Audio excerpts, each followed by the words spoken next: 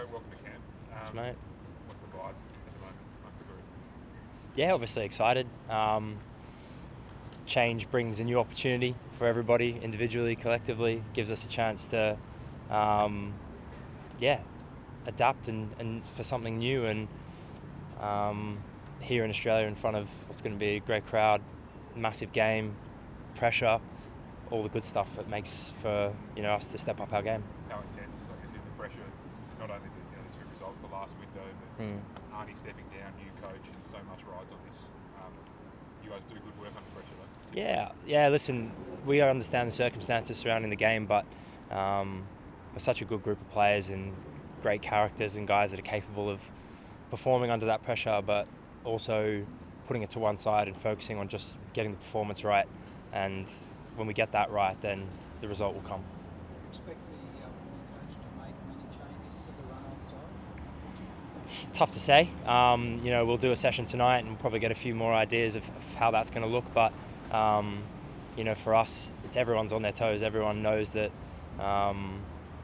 when change happens, that that kind of what was the status quo before is definitely not going to be the case, and you've got to be sharp and ready. And that's the expectation we always have within this group, but obviously that's amplified when a new situation comes up. It's been 7 years since the Socceroos have played here at Adelaide Oval, but of those times that they did play here, there's been 3 wins. Do you reckon Adelaide might have a lucky chance to it for the Socceroos? Yeah, listen, we've got a good history here. I was lucky enough to be on here last time we played, and it was a cracking result and a great night. And if we can harness a bit of that energy that we've had here in the past, and it'll go well for us tomorrow. There's got to be a challenging element in the sense that this isn't a standard soccer pitch.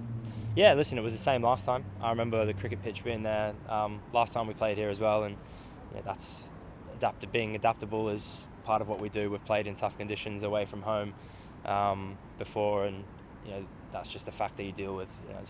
Doesn't really play a part in our preparation. Jacko, Tony, in his introductory press conference, talked about wanting to bring a new level of speed and dynamism to this Socceroos side. How do you think that'll manifest on the pitch tomorrow?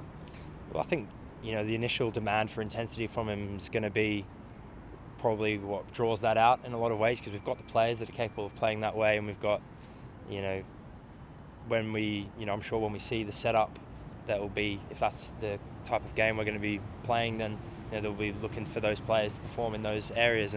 But everyone's got to bring that new intensity and that new dynamic and energy that we need to lift. And as you say, in a new situation, kind of brings that out in people naturally, I think, anyway. Have you felt the difference just around camp? Under Popo, I know you haven't been involved, and also just like you have much exposure to him in the past. You know what to expect just from boys who've played under him? Yeah, of course. Australian football community is a tight-knit one, so obviously everyone knows each other, whether it's past player or players have worked under staff members. And yeah, definitely there is been a change in the environment already. The intensity has gone up, and as I say, I think that comes naturally with the change, but the demand from him, from our initial conversations, is going to be the one thing, the standard that we have to really raise, that he wants to see from the group.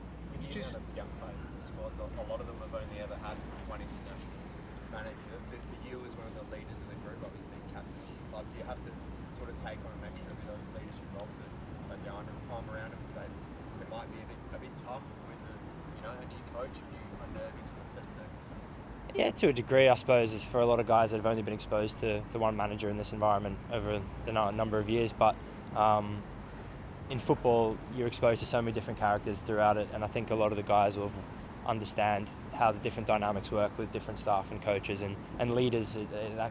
That environment is the culture that we've built here, kind of stays true kind of even through that. So of course, as leaders, we have to adapt a bit as well, and we have to push the messaging and support the staff and what they're trying to get across, especially to the younger players. But for ourselves, we have to take that on board and do it as well, perform and make sure that we're doing what's asked of us. And for yourself, named PFA Aussie of the Year today, what does that mean to you to get that sort of recognition? Yeah, it's one of the highlights of my international career, and as being an Australian footballer and being voted by your peers for something, it's very special, not something I take lightly, and especially amongst so many guys who had incredible years last season as well. And very, very honoured, and hopefully those performances can continue into the next year. What do you expect from China? Obviously, they've got a few goals from set pieces in the qualifying so far. Could that be a good avenue for us to explore? It's been historically a good avenue for us in the past, and it's something we put a lot of attention to and focus on. So, of course, you've got to look at where teams are, and analysis, look at where you can be dangerous. But, of course, the general feeling here is going to be about focusing on the new style and adapting to what the coach wants from us completely. But, of course, focusing on the details, which are important, and it can have shown for us many times in the past we can win and lose games in set pieces. How are the South Australians feeling ahead of this game? Is it sort of their local city?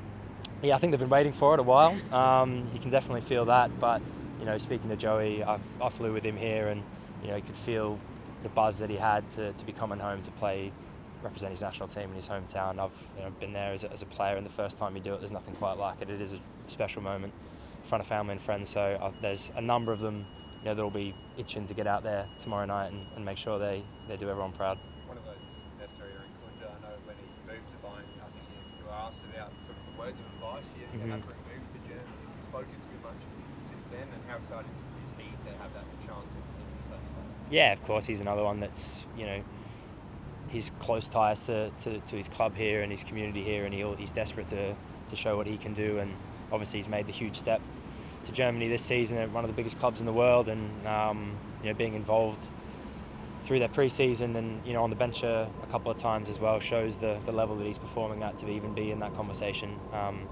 But even adapting to playing in the second team in the fourth division in German football is I've played against many teams in the cup of that level, and he'll be learning a lot even playing at that standard. So he's obviously, we're all excited for what his career is going to bring, but he's focusing on the small steps in the minute, and it's doing him well. Just looking beyond the game in Adelaide, Socceroos are ranked about 25 at the moment. The high water mark was number 14 in the world about 15 years ago. Do you see in this group, in this squad at the moment, the ability or the promise to be able to get back to that sort of ranking in the world?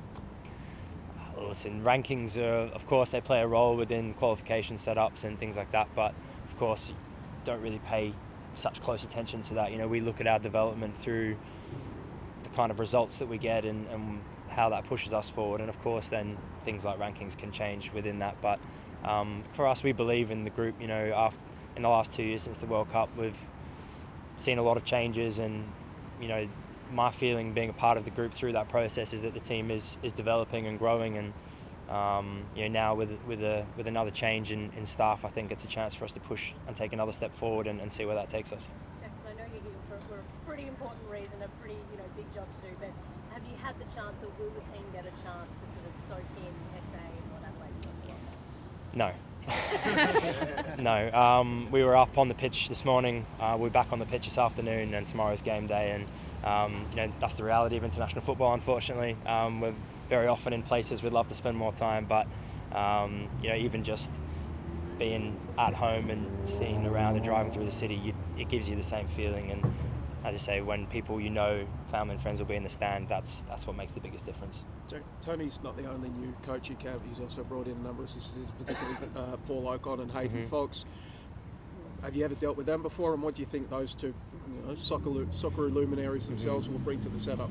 Yeah, I worked with Paulo in the under-20s at the under-20 World Cup. He was actually, he gave me the first time I ever wore the armband for Australia was at the under-20 World Cup under Paul, and so I've got he gave me my first call up to any national team. So I've got a close relationship with him in the sense that history, in your career, and that's an important moment. So I'm looking forward to getting the chance to work with him closely again, and Foxy, of course. These guys are household names in Australian football, and their experience both as players and staff will be something that we lean on moving forward, that's for sure. So Paulo lured you away from Scotland? Technically, yes, that is true. Yeah, I was playing for the 19s of Scotland until he gave me that call up for the under-20s, and that's something. And Brother McGree and Brewstich back in the squad. Do you feel like that will alleviate some of the creative burden having on yourself from midfield? Yeah, they give us a totally different option within those positions. They've got a different. It's great to have different players with different qualities that can play within similar roles and offer different things. And we know with Aiden and Riley what the quality that they have, and particularly in the final third. And they'll be, of course, after frustrating time with injuries and things for them, they'll be itching to get back into the team and show that obviously that they belong here, which they always have, and the quality that they have, as you say, can probably free up different roles for other players as well. Plenty been said about those two disappointing earlier results. Do you feel you can put the finger now on why the team underperformed or got poor results in those two games, and that you've put that beyond you? Yeah, listen, we've moved on from that. Of course, the immediate disappointment afterwards was based on obviously more the result, especially in Indonesia. I thought the performance level was better than in the first game, but listen, you can't dwell on the past now. We're in a new kind of era, and that's, of course, we want to learn lessons from those games and the players that were involved in them, because they're teams we're going to be facing again, and I'm sure the staff will as well. But we have to focus on what's ahead and just look at what we can improve on from those games, but not dwell too much on results and performance, because we expect a totally different looking team and group moving forward. You've got two very different challenges as well. I think we're likely to have more of the ball against China, against Japan, probably maybe more of a counter-attacking approach. I mean, how do you go about approaching two games very differently? Listen, that's match plans will be put together by the staff and the players, and where the one thing this group has always been is very adaptable. We've shown we can play under whatever circumstances within certain games. We've got experience enough to manage ourselves through that. They could potentially be two different games, or they could not be. We'll have to go into that with principles and that we're given by the staff and the match plan that we focus on, and then the way that the game develops, we'll be ready to manage it, whichever way it goes. If it takes a bit of time to get the first goal, how important will the crowd be in actually staying on your side and supporting you guys? Yeah, the crowd's always important. They can give you that extra lift, particularly in the tough moments. But of course, when you're in the riding that wave as well, when you've had a good moment, that can keep pushing you forward as well. And listen, we expect the crowd to be right behind us all game tomorrow.